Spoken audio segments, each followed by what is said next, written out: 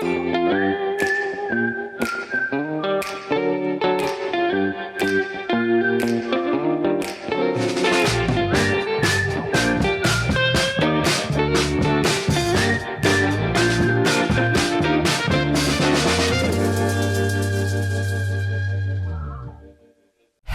everybody. Welcome back to the Schmo Zone. Been waiting so long to say this. I'm Dave Schmulenson, a.k.a. the Schmo, and we are actually in what I like to call the Schmo Zone. My co-host is... Helen Yee, sports. First time rolling into set, and it looks great. Well... You did the final touches, so... I have to let everybody know. It's only taken us a few months to build this. We're building a production studio. This is the Schmo Zone in the production studio, and I'm stoked that we have this. It's taken a few months. I appreciate everybody's patience, but we are rolling. We are back in action, and a lot of good stuff to come, and it starts today. And before I get to today's guests, I just want to let all of you know that today's episode is brought to you by Fusion CBD products. Amazing CBD products. We're going to be sipping on our Fusion CBD water. Use the promo code SCHMO, get 20% off. They have their tinctures. They have their rubs. I love the cold that I put right onto my joints after a nice workout like we did today. Check them out. Use the promo code SCHMO, and let's get right into today's guest. You know, this is episode 62. He will be the man at UFC 262. He's the number one UFC flyweight, the assassin, baby, Brandon Moreno. Hey, guys, you look so excited, and now I feel so excited, too, for this new place, guys. Congrats for this new place. Appreciate that. Thank you. It was his vision. Oh, really? Yeah. Yeah, it's teamwork makes the dream work. I just painted the walls. Nice. It's a good work.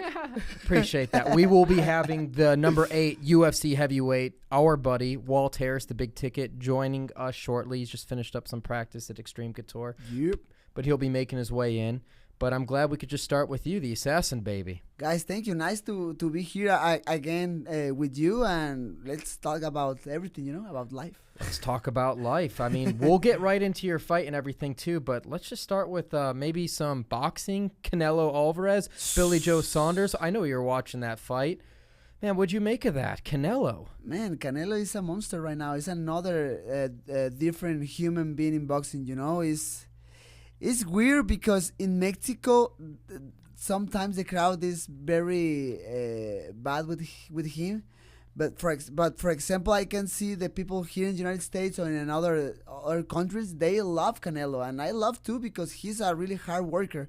And that is an inspiration for me, And it's amazing because he looks everything very easy, like nothing, like Billy Joe Saunders, like undefeated guy, 30-0, and looks that kind of fight, working in the body, then with the uppercut, broke his, I don't know what it says. The orbital bone.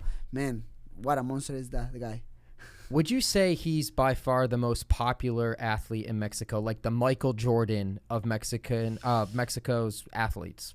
No. Give me that list. Because it's about styles, The Mexicans had the styles like Julio Cesar Chavez, like Juan Manuel Marquez, those guys who went to the war, to a really hard war with the opponents. Their opponents, but Canelo is another kind of boxer, He's a very technical guy with better head movement, with amazing footwork, So the people maybe don't connect too much with him because because they wanna watch a war like the old Mexicans, Again, like Chavez, like Marquez, like Terrible Morales, but Canelo's different and. Right now, it's like a 50-50. Like, a lot of people love Canelo, and a lot of people hate Canelo. Interesting. That is interesting. Well, what do you think should be next? Because everybody's kind of talking about Caleb Plant. Like a fan, I want to see that fight. It has to be. It's the only belt he doesn't have, the IBF belt. He already took Billy Joe Saunders. I think he had the WBO. The IBF's the only one left for Canelo. I mean, I don't know too much about boxing. Too many belts. Too many belts. I know, it's too a lot much. to memorize. But he needs just one more belt. This guy, Khalid Plan, and I'm like a fan. I want to watch that fight. We play the game coulda, woulda, shoulda, but can you imagine if he did beat Floyd Mayweather back, I think he was 23 years old when he fought him, and Floyd was in his mid-30s, 37, I think so. 37, 36, whatever it was, and he was 23. If he would have beat Floyd Mayweather at that time, okay, how do you think his stardom would be now? No, like a Michael Jordan of the boxing in Mexico. There it is. That's Definitely. what it would have taken. Definitely, yeah. So instead we could call him like the LeBron James, right? Maybe right now. LeBron Or Kobe James. Bryant. Kobe. Why am I keep making these basketball references? Man, you know about other sports. I know just about MMA, and that's it.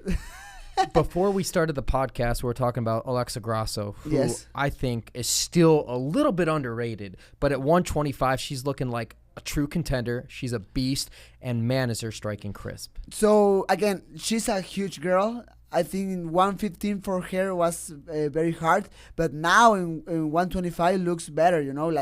Looks fresh with more energy in her system, and look explosive with better combinations, with better footwork. And obviously, I want to see her next fight because he looks impressive in 125. Yeah, she definitely does. Who do you think makes sense? Oof, I don't know. Obviously, I want to see the rankings right now.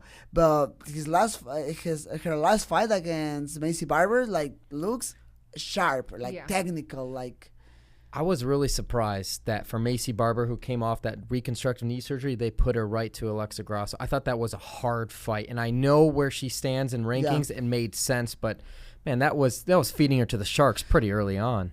Yes, but you never know about the matchmakers. You never know about the plans of the training camps. The fighter, what they think. Sometimes you think it looks like a hard fight, but I think I can beat this girl. I can beat this guy.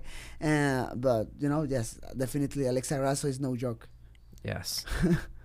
Well, speaking of fights and great fights, I mean, you're coming off that amazing fight of the night and one of the best fights of 2020, and your rematch right around the corner, UFC 263. How's training and everything going? So right now it's 5 weeks, I think so. I don't know.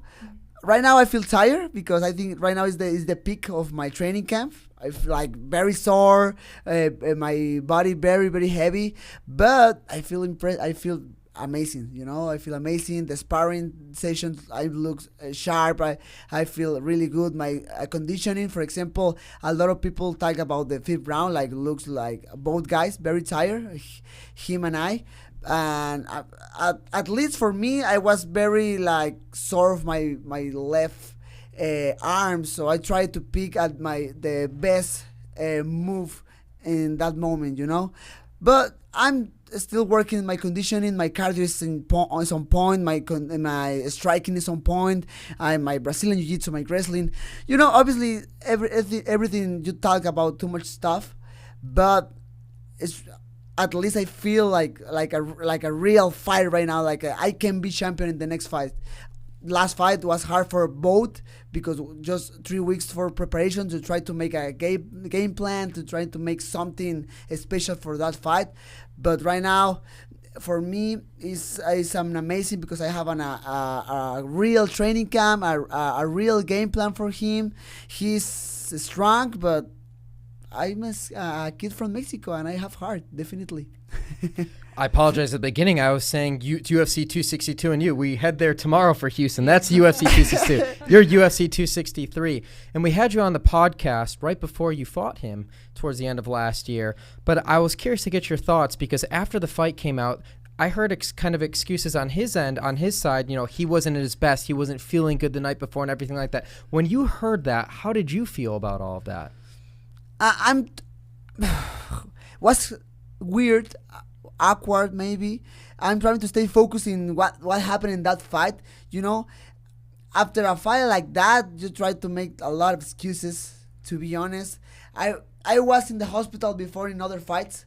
I won. I won. I lost fights, but it is what it is. He took the decision to go to the fight, and it's hard for him because before that fight, everybody talks about Figueiredo like a god, like this guy, bully guy, strong guy, powerful with a lot of power in both hands. But then come this skinny Mexican kid from Mexico. Everybody say, hey, this guy is the underdog. This guy will lose in the first round. Blah blah blah. But I show the world I'm real. I'm real in the flyweight division, and was a lot of things to swallow for him. Well, after hearing what people were saying about him and then being in there with him afterwards, was there anything that surprised you at all? No. I mean, he's durable. He supports damage too.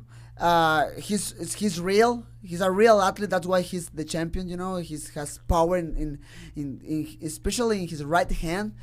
But I was surprised, not for him, but I mean, I know, yes, for him, because he's a human like us guys.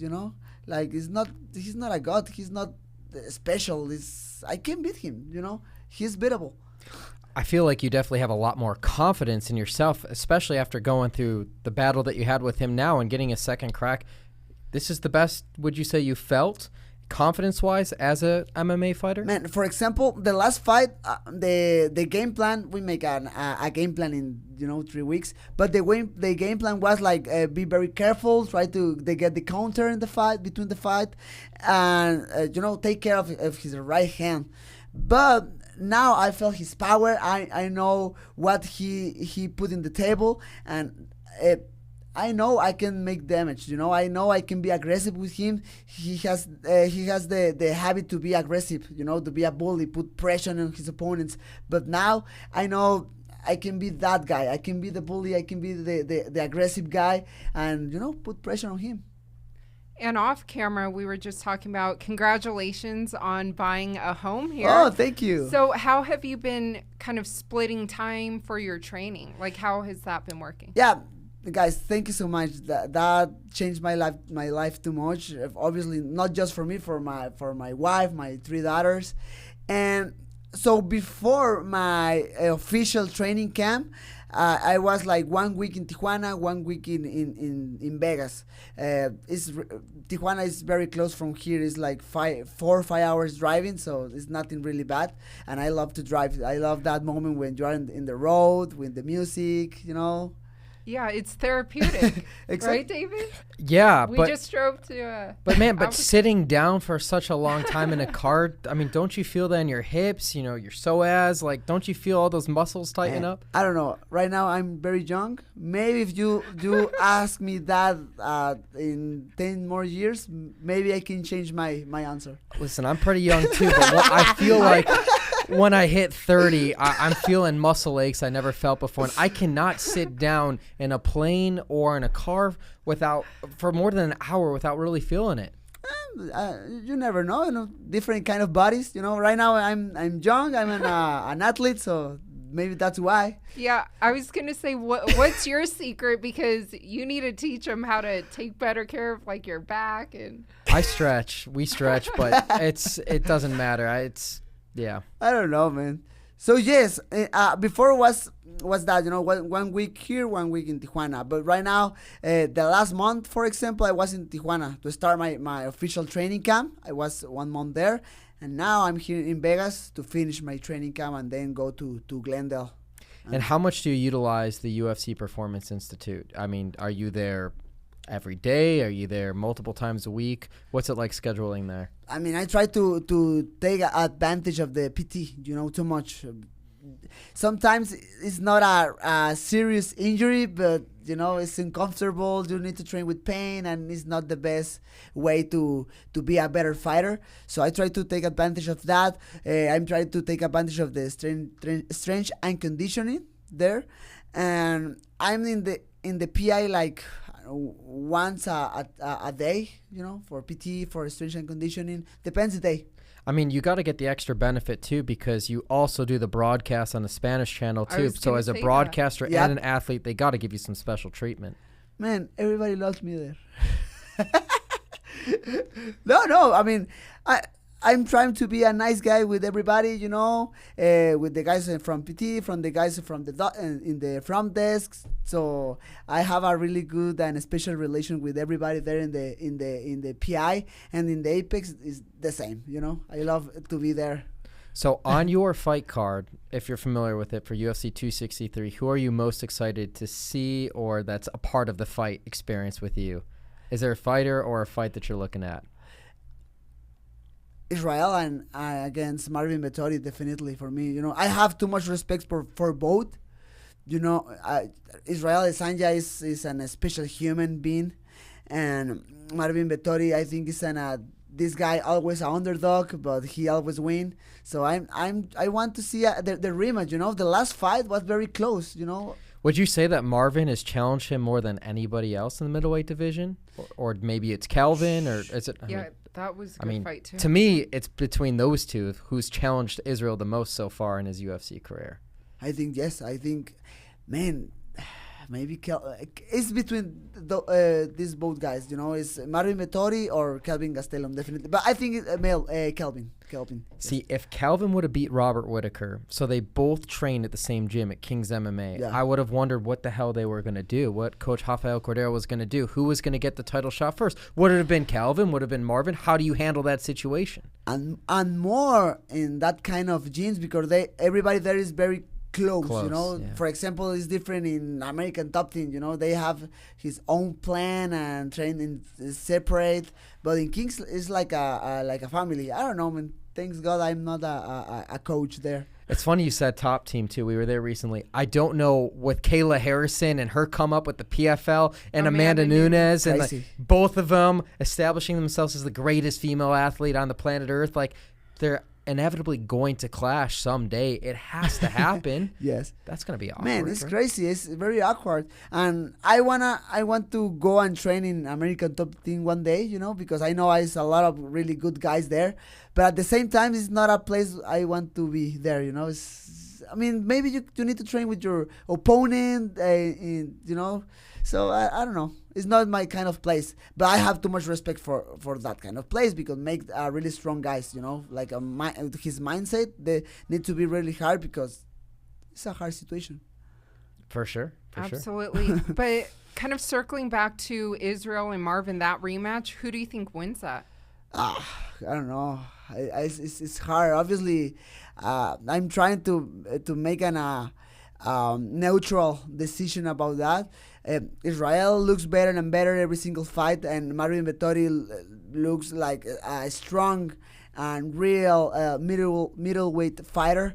I think Israel Adesanya win again, but you know, Marvin Vettori can shock the world. You never know. So what about the excitement, the return of Nate Diaz, Leon Edwards? Pivotal fight in the welterweight division. Man, that fight, I think, put more eyes in our event, and that helps so much to me, to all the guys in the main event, in all the card in general. Nate Diaz, man, it's like a roller coaster of the career of Nate Diaz. You know, his last fight was in 2019, I think so, against Jorge Masvidal, and then he stopped to fight and Leon Edwards come from the fight against Belal Muhammad. I think he's the real challenger for the title right now. But you know, it's again this thing with the matchmakers, with the UFC. It's hard for him. It's hard for his situation, because he deserves to be the next title challenger. Well, a lot of fans are also waiting for Nick Diaz's return, right? And didn't you tell or ask Dana? So when Nick Diaz was at Jacksonville at UFC 261, Dana came out for the post-fight press conference. I don't know. I was just off a whim. I was in my yellow glasses, the Schmo character. And I'm like, hey, what about Khamzat Chimaev? And I'm like, is that crazy about that? Dana's like, you know what? I'm going to talk to him back there. You know, why not? That's plausible. So then I think those two got linked. And then Nate Diaz's management, his manager, they turned that fight down. I think Hamza is going to end up fighting Neil Magny. I just see that happening. Yeah. Neil's going to do that. Yeah. And Neil won last weekend. Did you broadcast for that? No. I was in the house of Jason House, my manager. That's right, Canelo. Watching the fights and then the Canelo fight. But no, my turn is next event this Saturday, 262, and then in May 22. So do you do that broadcast from the Apex or do you go to Houston? No. We're not. I need to be John Anik. I need to be Joe Rogan to be there. So one day. No, from the Apex, definitely. From the Apex, yeah. Well, I was going to say, every time you're broadcasting, at least what I noticed when we're also in the Apex, I can hear you. You're very animated. Of course. In a great way. In Spanish. Like you're a great broadcaster. Thank you. It's different. In English, I'm trying to make my words make sense in my words. It's hard for me because it's not my original language. But in Spanish, I feel like very comfortable. And I have almost 4 years in the broadcast in Spanish. So I feel very, very comfortable now. Is it easier for you to watch from your seat and watch the octagon or watch the monitors they put in front of you? Or do you do both? It's hard because the octagon is in your back, You don't turn around? No. Okay. Sometimes when the fight is very special, I don't care. I don't care the monitor. I'm watching just the octagon. But always the most part of the time I'm watching the monitor. Well, you always hear some fighters who are also broadcasters say that it helps them or makes them notice little things when they, broadcast other fighters. But for you, do you notice that helps you at all in your fight game? So I'm trying to watch a lot of fights. It's crazy because I really have a really good memory. But if something is very hard, yes, definitely I take note of that. But the production helped me too much with all the information and everything, and helps too much. I'm a real fighter, a real fan of this sport. And, I'm watching fights every single weekend. So I know the most part of the fighters. What's been your favorite fight or knockout this year so far? Rose, definitely. Yeah. For me, it's Rose. I don't know why, but I feel like my own victory.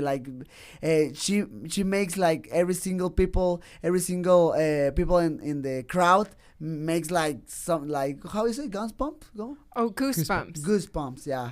Yeah, that was a special moment. We were there, cage side, when Rose shook everybody. But I feel like Corey Sandhagen's flying knee over Frank Yeager. That's just going to be, as time progresses, people are going to forget about it. It cannot be overlooked. To me, that is the best knockout so far. No, yeah, because it was very technical, was elegant movement.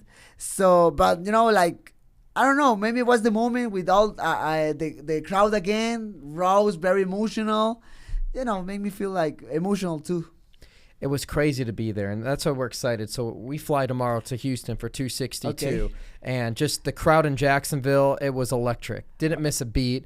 Loved every moment of it. You could get the highs and lows from the Chris Weidman breaking his leg, the irony, just doing it like Anderson Silva, and then to Rose's victory, and to Usman knocking out Masvidal getting knocked out for the first time. I mean, in his career, that was crazy. Man, it was crazy. And actually, I remember that moment with Chris Weidman.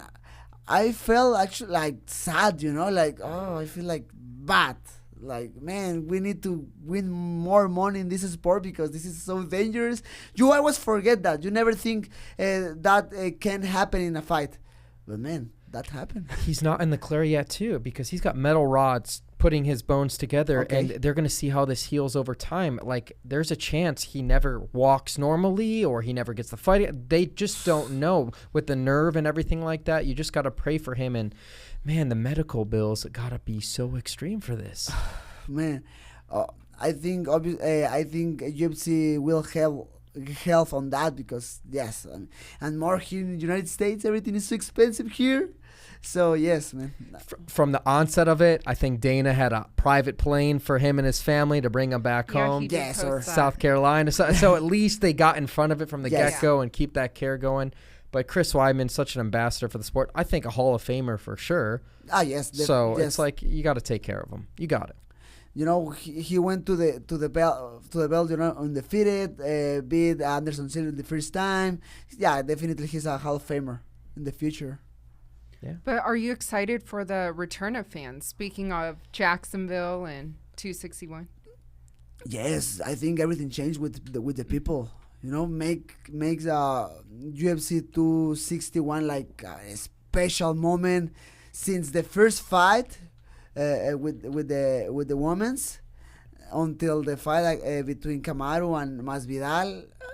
I don't know. It was a special moment with all these people screaming all the time. I'm excited for that. I am too. With 262. Tony Ferguson, Beneil Dariush, Michael Chandler, Charles Oliveira. How do you see these two fights playing out? Let's start with Tony Ferguson and Beneil Dariush.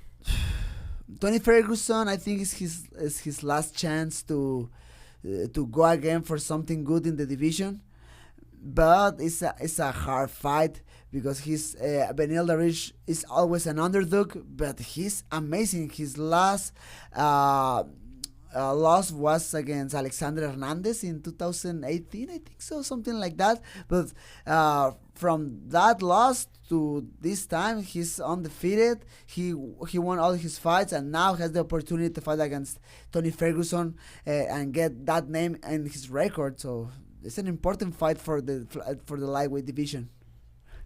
What about the other important fight for the lightweight division? Michael Chandler, Charles Oliveira.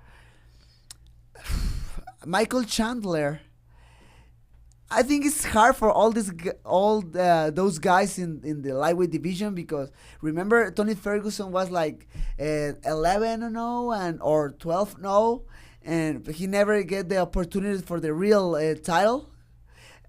I don't know, Max Holloway in the featherweight division, like 10-0, something like that, until the fight for the title. Khabib, you know, 9-0, 10-0, something like that, and then go for the title. But Michael Chandler, just one fight, an amazing performance, and get the title. It's hard. Obviously, Dustin Poirier took the fight against Conor McGregor, and that's why I think the opportunity was for Michael Chandler. But I mean, Justin Gaethje was there. But he's also coming off the loss. So you're going to have someone coming off the loss fighting for the title. True, against Khabib. But you're going to have someone coming off a loss fighting for the title. But I agree with what you just said, though. I mean, it was Dustin Poirier's, and he turned it down for the big payday for McGregor. Talk about a guy who's betting on himself to win that fight for the trilogy and then automatically fighting for the title. Man, it's the real deal, you know? Money, belt, everything. So, no, I mean, Michael Chandler is an amazing fighter since his fights in Bellator to this fight against Dan Hooker. And then, you know, Charles Oliveira is another fighter. He's another different athlete with a better stand-up, with better striking, undefeated since 2018. And I love this Charles Oliveira because I think his Brazilian Jiu-Jitsu is amazing, but now he's a better athlete, a mixed martial artist, because his stand-up is better now. I was so impressed what he did to Tony Ferguson. I know. Striking, control on the ground, amazing.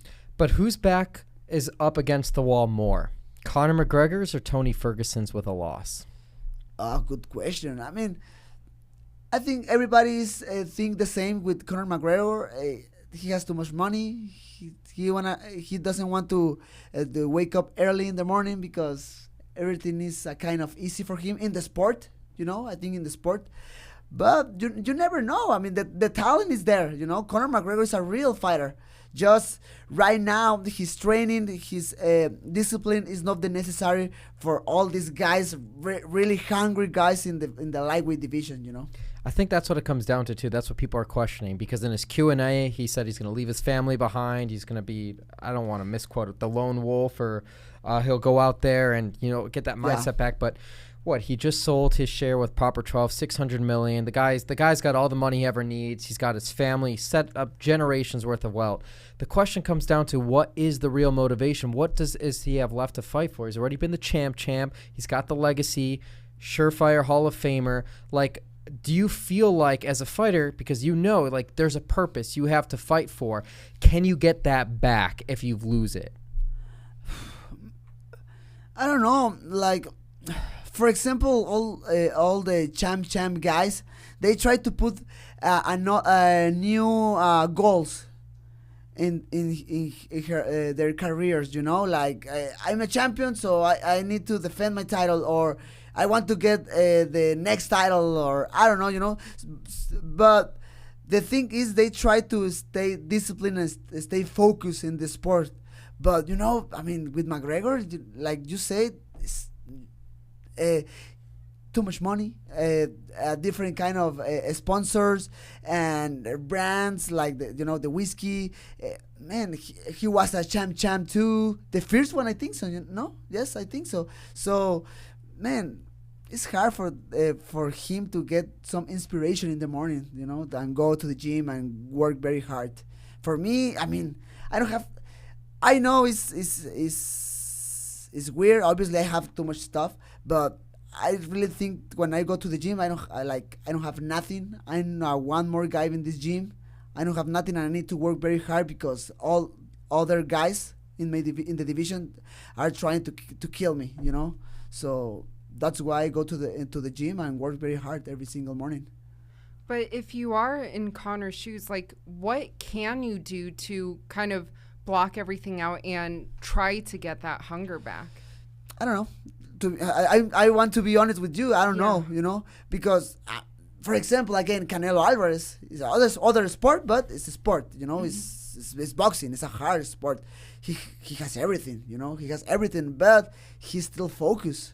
He's still very focused in the gym, always in the gym, working with Andy Ruiz, with Ryan Garcia, working in himself.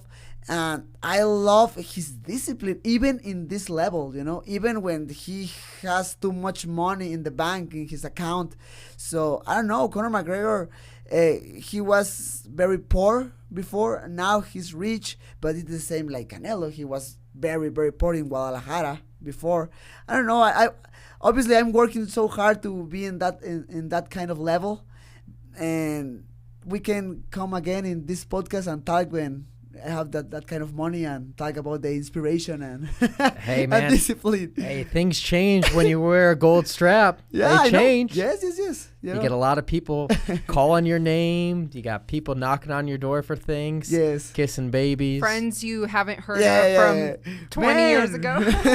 What's up? Nice to see you again. I understand that. Comes with the territory for sure. Yeah. I just noticed, by the way, you got the Reebok shirt on. You don't have the Venom kit. You're going to get it a couple weeks from now. Not yet. Excited for that. Actually, I have too much stuff from Reebok, you know. So, I need to fight. What do you think of the Venom kits? I love it. It's nice. Yeah. You know, it's a nice style. I was talking with different fighters in the PI, in Xtreme, and talking about the brand. And a lot of guys love the brand, and other guys not. But for me, it's nice. Like, it's like a Power Rangers. I feel like of course, it fits nice and well. And we got the big ticket rolling through the door. Yeah, he's come right on in. Come right on in, man.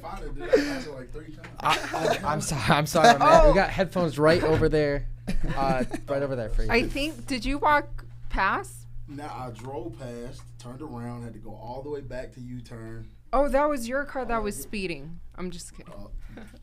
You can move these around too. Well, welcome, man. Welcome to the new SCHMOZONE Studio we've been building. We've been under the radar. You can move these things around too, as long as you want. Yeah, I'm good right here. We started the podcast.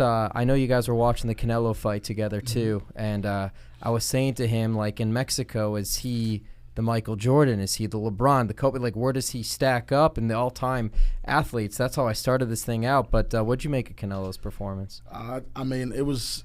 I expected it. I thought Billy Joe performed really well. He just made one mistake, and Canelo's the type of guy. He reads and reads and reads, and then he capitalizes, bro. He's got another gear, and when he goes, and it's dangerous.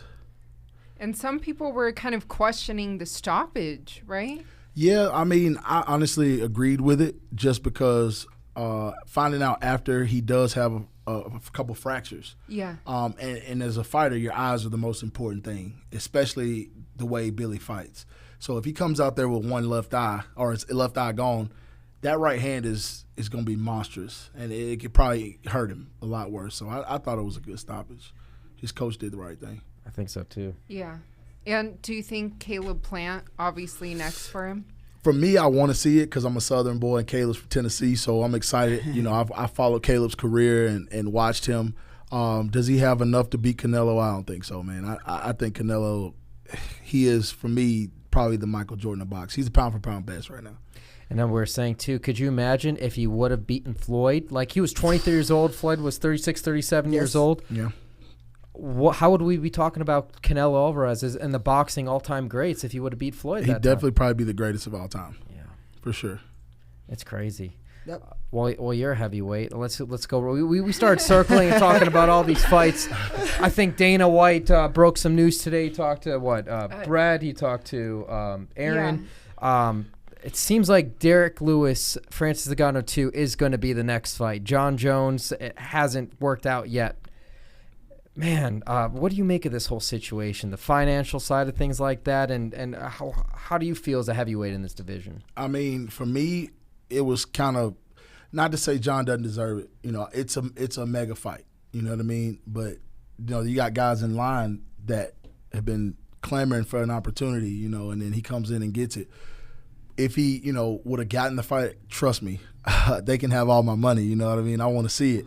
But I think Derrick deserves it. I think it's going to be a barn burner for sure this time because they know each other. They fought, you know. So it's not going to be that fear thing and that, you know, where they're worried about the power. I think Derrick's going to go in there and lay it on the line. If he gets knocked out, he gets knocked out. But you only get one shot, you know what I mean? So go in there and make it happen. So we're not going to see anything like the first fight. I pray to God we don't. I think that was respect, you know. Man, yes, I understand. I mean, I think they have the opportunity to make a different fight. They know that fight was very boring. You know? Super boring.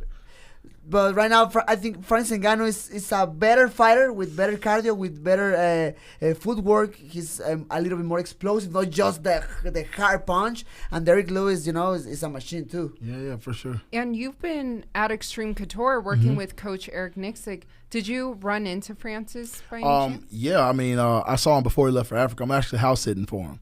Oh, You're staying at Francis's house. Yeah, I'm house sitting How for is him. it? There it is. Yeah, they're actually coming to renovate tomorrow morning. He's gutting the whole thing. It's crazy. He's got a nice crib. So yeah, that was a blessing for me coming out here, you know, on a whim. Not really. I stayed in the hotel the first couple of days, and then Francis was like, "Look, you can stay here. This is your house. Whatever you need. You know, you want to wear my gear and all that." I'm like, "Damn, dog. You know, like I appreciate it. You know, I got my stuff, but you know, I just need a place to sleep." He's a good man, dude. So you know, he's somebody I've always rooted for. Always admired how hard he worked in his story. So, you know, I'm really close to that situation because I'm very close with Eric Nixick. I actually did the breakdown for their fight, with Stipe, and I called it to a T. Just from being in the gym and knowing how Eric is with Francis and how hard Francis works, I knew that it would be a different fight and he'd get the win this time. So it's kind of cool. So is Xtreme Couture the new home? Are you just out here for a little bit? How did this all come about? I'm bouncing it around. You know, being at Birmingham, you know, it's good in between fights, but getting ready for big fights, you need those big bodies, you need that experience, and you need to get tested in the gym.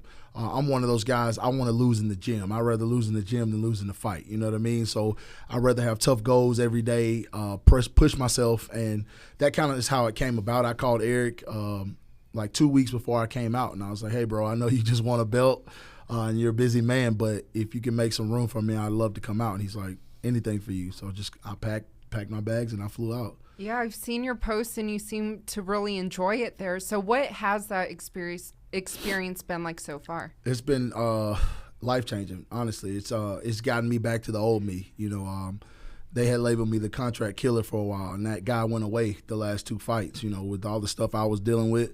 But now I found that again. I found myself again. I found my passion for the sport again. You know, I'm training. And then being away from home, it gives you an extra added edge. You know what I mean? You don't get to do the routine and, you know, see the kids and all those things that make you hungry. So I think being at that gym has just been phenomenal for me. Just every day I can feel myself getting better, so it's exciting. Yeah, we're excited too. You got Marcin Tybura. For sure. I mean, I think he looked pretty impressive against Greg Hardy pretty recently too. What do you make of this matchup? It's going to be a tough fight, but I'm up for the challenge. You know, I feel like I can compete with anybody in the division, especially when I'm in my right mind and I'm on my game. So I'm looking to finish him in the first round, get back in there ASAP. You know what I mean? Trying to stay as active as possible. Maybe even the Francis versus Derrick 2, maybe that card. You get a finish in June and then fire. I would love that. I would absolutely love that. I wanted to circle back to that though, because let's say, just hypothetically speaking, Derrick Lewis beats Francis Ngannou. What does that mean for Jon Jones? Does he lose like a lot of leverage in the financial side of the negotiation table if it's Jon Jones, Derrick Lewis, rather than Jon Jones and Francis Ngannou? I think he loses a little bit, but the danger's still there. You know what I mean? And it depends on how Derrick wins that fight. If he puts Francis away dramatically, that everybody would want to see him go against Jon, because we've never seen Jon be tested with that kind of power. You know what I mean? So I think that'd be pretty good. It's very similar, like the fight between Israel Adesanya and Yamaha. You know, obviously Israel Adesanya in 185 looks like very sharp, fast, but when you go to other division, is another kind of power. Let's talk about that light heavyweight division. Like, Yuri Prochazka looks super amazing. Yeah. Like, we've seen him at Fight Island. Now we see him here. 2 fights in the UFC now, and now everyone's talking about automatically he could be fighting for the title. But obviously Glover Teixeira, he's got next in line. But I think a guy that's being a little overlooked, though, is right there in the rankings, and he dropped one, is Alexander Rakic. I think Rakic and Prochazka, that's the fight to make. Winner of that fight gets the fight for the title. I agree. Man, I think this guy, Yuri, make another kind of air in the division, you know? Like, he's unorthodox, very explosive. He throw a lot of different kind of special stuff, you know, elbows, knees, everything. You know, his hair is crazy. So, man, that fight against Dominic Reyes was impressive. Because it was domination. Yeah. Was domination, definitely. So we're talking about the highlights and the knockouts. That spinning back elbow, that's right up there too. That's top 3-4 finishes of the. Unbelievable. There, Unbelievable. it's there. What's your best finish so far of 2021? 2021, I haven't had one yet. I haven't even had a fight in 2021. But no, like the best The one best that one you you see? for that one for sure. Over Rose, he chose Rose. He chose Rose. I'm saying that Over Corey Sandhagen? with the flying knee. Sandhagen is a 1B for me. Like, Yuri Prochazka, that he threw 2 elbows, bro. Yeah. Bam, bam. It was just like, and then for me, it was just his energy. Like, the dude doesn't get tired, bro. Yes. Like, he just is in he's a storm. You know what I mean? And that was perfect. He picked the right moment, the right time, and made the right technique. Yeah. So I don't know. I think that's 1A, and then, you know, saying, man, you're 1B, dog. I still love you. Yeah, it's fair. It's fair. Now, I just want to circle back to that heavyweight title fight.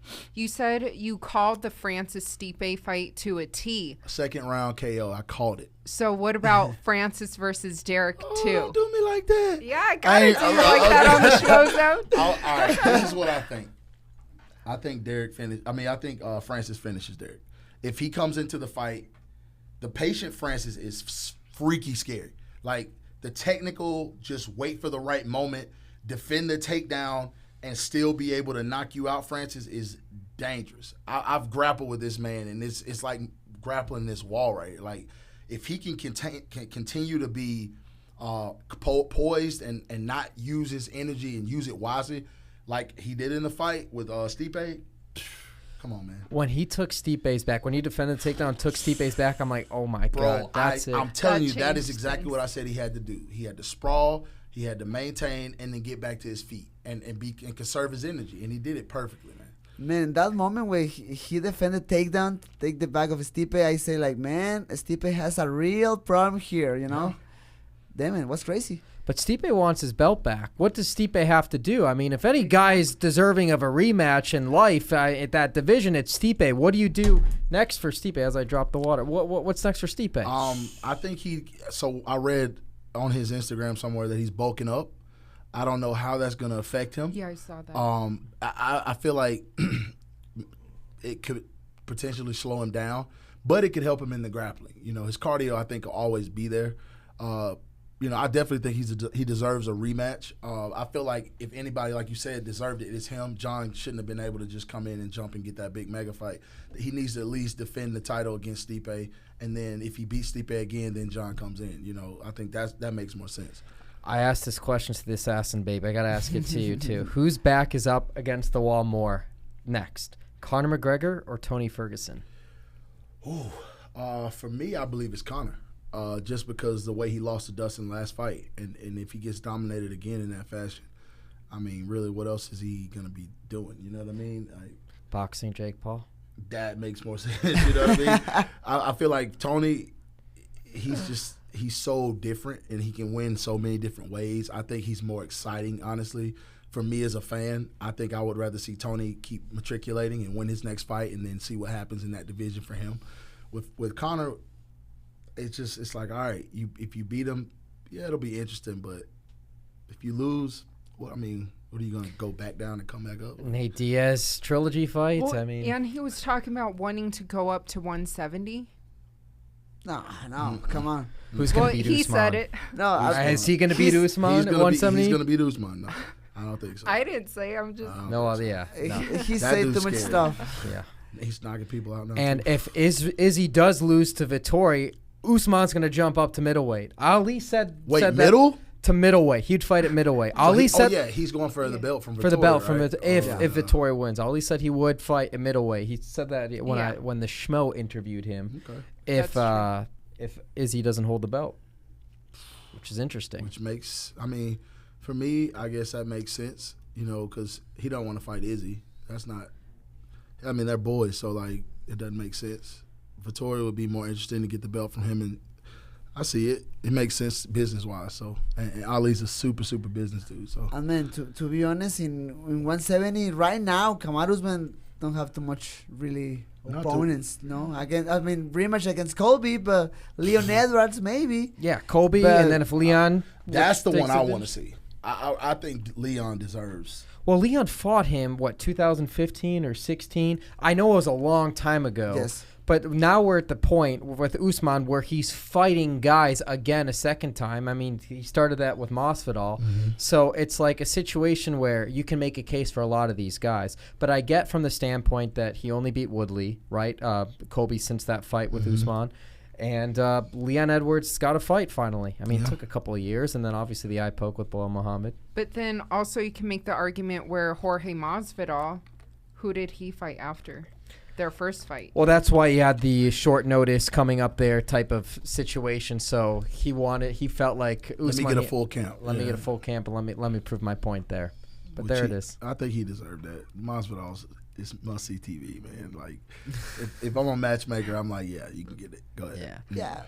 It's a favor of the people, Yeah, for sure. For sure. And then, so we leave for Houston tomorrow morning, UFC 262. How pumped are you, man? I'm so pumped. You're living the life. You and Helen, man. It's crazy. Can I say something? Bill, we struck out mightily hard a few days ago. No, we went on a whim. I'm going to give a behind-the-scenes story. We drove 8.5 hours to Jackson Wing, to New Mexico. We split the drive up. We split the drive. She drove half, I drove half. We were in hopes to get Jon Jones. He didn't show up to the gym. We were going to hunt him down. We were going to hunt him down. We failed. And I was coming off of a high because I just interviewed the Gypsy King, Tyson Fury, before he left for Dallas for the Billy Joe Canelo. I know. We'll Shout get out to that. Tyson. Shout out Tyson. So charismatic. Love that guy. Joshua, what the heck's going on? Yeah. And then Deontay Wilder's back training again. But so we struck out with Jon Jones mightily. I wanted to talk to him and everything like that. We both did, and so we failed. We didn't. We went but there. it was a fun road trip, I'm sure. Sometimes. We learned a lot more about each other. Do you know what I found out too? We just brought us in Yuri Projaka. He trained at one point at Jackson Wing. You failed, guys, but now you go to Houston. Yeah. Go to Houston. We'll try to make things happen again. Okay. But so I really wanted to talk to Jon because I wanted to find out what that bottom line number is, because he denies the $30 million, which I believe. I don't think he threw out the number $30 million, but is it closer to $10 million? Is it closer to $20 million? What is that number that he wants? I think it's closer to 10. If I was him, I'd say 10. Francis is a freak. And then you got to look at, it's his first fight at heavyweight. So he's doing an extra amount of work to bulk, and he's training his ass off. So it's like, I mean, I think he's worth it. I think he's done enough to command at least 10 or 15. You know, I think they could sell out Raider Stadium for sure. Like that fight is gonna sell probably more than any fight in the UFC history, in my personal opinion. Wow. You know, that's just what I think. I could be wrong. Canelo, Billy Joe Saunders at Jerry World, AT&T, 73,000. Yeah, that was 73,000. I mean, that is the problem with Jon Jones. I mean, Dana White say that he don't sell too much tickets. I mean, he sell tickets, obviously. He's amazing. But not the necessary or not enough to be a needle mover. You know? I think this one he'll move the needle. Because, I mean, you got to look at it from a standpoint. People want to either see you win or lose. And you got John lovers, you got John haters. And now the sport is at a point where you put that on a marquee, the casual of the most casual is going to pay for it. That is you know a what I good mean? point. And so I think that they can make up that 10 to 15 million. I mean, the people right now want to go outside of his house, definitely. Yeah. And I want to see it. That is a I'm good not point. even going to lie. It's Us my too. credit card. Yeah. No, we want to as well. We want to as well. Well, do you think Jon would beat Francis? No. I don't. And that's just, personally, I'm a Jon fanatic, but I'm a realist, and he gets hit a lot lately, especially, and I don't think he can take those punches. Like if Francis is, like I said, this new and improved guy that we saw against Stipe, one of those is just going to be damaging. You know what I mean? And if he can't take Francis down, it's a long night. You know what I mean? I just feel like Francis could win that fight. It's a different kind of power, you know. Yeah. And the last fights of Jon Jones, he looks. I mean, he won the fights, but looks a little bit different. Not really dominant like before, you know. And now Francis Ngannou is in another level. Warrior. He's amazing. I think it's not a really good stage for Jon Jones. Agreed. Yeah. Well, do you think that Derrick or Jon, like which one of the two, possesses a bigger threat to Francis? Oh, Derrick.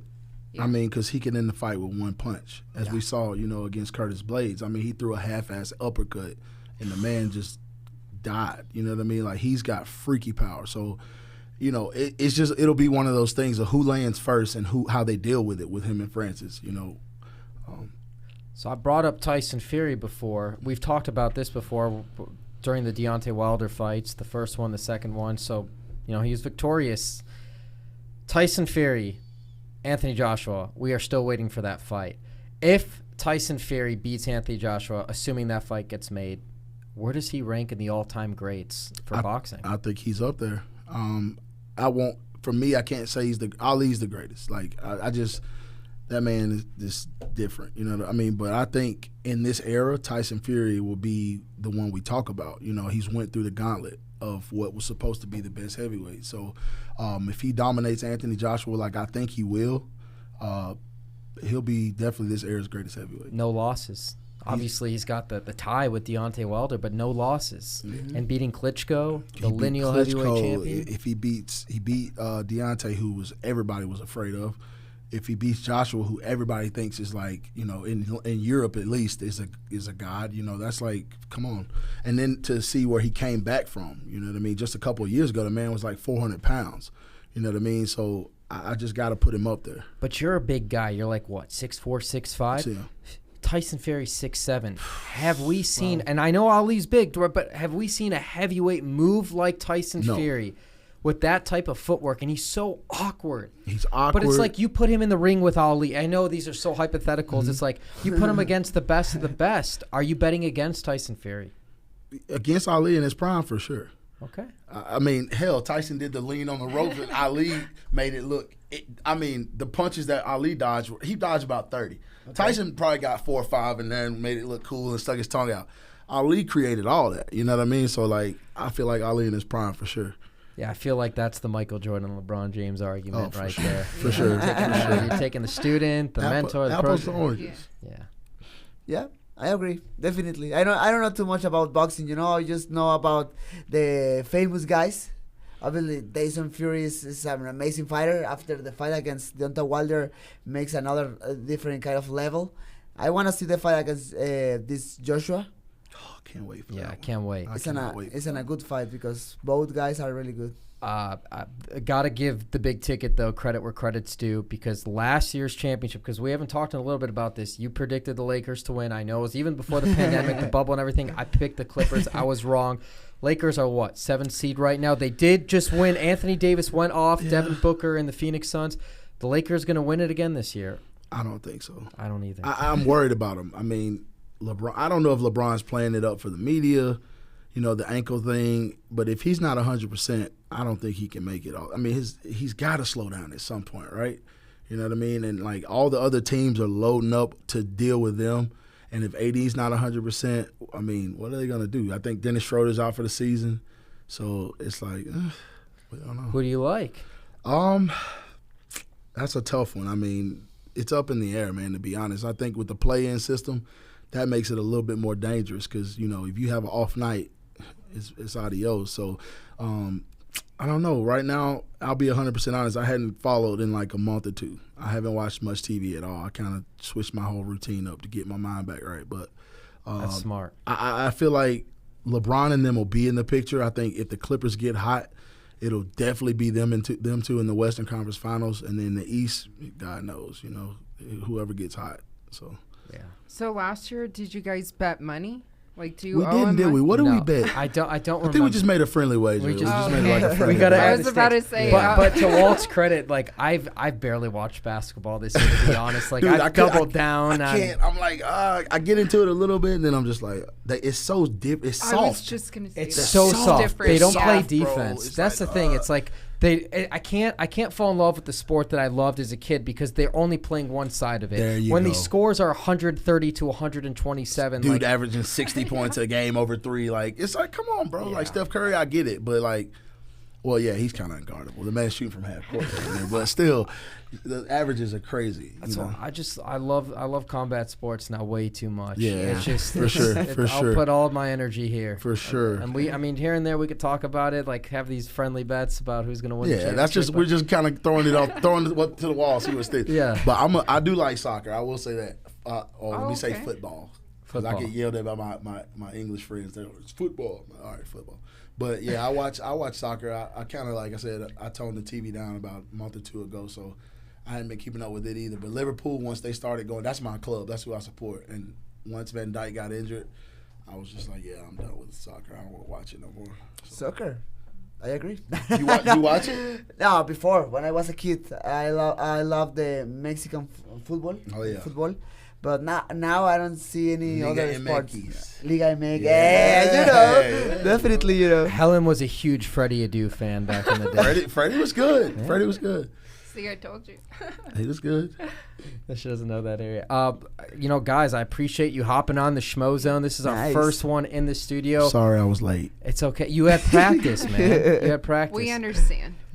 I'll leave it to you. Final thoughts from the Assassin Baby. Man, thank you so much. Thank you to give me the space. It's amazing, and congrats again for the new space. This is nice. We still got to build out everything. You see the studio, the production room, but there's should be a couch. Don't worry. Delivered. A whole other thing is staged, but you guys will come back and you'll recognize it. It's a promise. For sure. Yeah. Thanks for coming in. And you, Big Ticket, what do you got to say? Congratulations to you both, especially seeing where you came from. Like, dude, it's dope, man, to see you get it out of the mud and have all this, man. So I'm glad, I can see it. Yeah. You're part of it, man. It's dope. And then just one, plug. Just go check out our nonprofit at aniasheart22.com. We got it up and running about a year ago for my daughter. It helps people deal with, missing family members. We also do search and recovery. I believe to date we found 10 people. 2 were deceased, unfortunately, but we're just trying to be a buffer for people going through what we went through as a family. And y'all go check out the website. If you want to donate, by all means do it. Every little bit counts. So that's it. Yeah. And June 5th, watch your boy back in action. 100%. You are one of the strongest and best humans we have ever been around. I appreciate that. And yes, we will put that link up there. We appreciate you so much. Thank you, brother. And, episode 62 of the SCHMOZONE podcast. We are back in action. I know, finally. We will continue rolling this out. We are off to Houston tomorrow morning. Yeah. And safe travels, guys. Safe travel, appreciate guys. it. Definitely. We'll be back. Enjoy the I can't wait to moment. see what you rocking down there. we'll figure it out. Oh, I actually got a surprise. Okay. Yeah, the fans like chase him. Dude, I already know you probably catch hell. Like, oh, I know. It's crazy. It's fun. I'd much rather have people do that than not know who I was at all. Right, right. That's what you work for. That's right. what you work for. Appreciate that. All right, episode 62. We're out.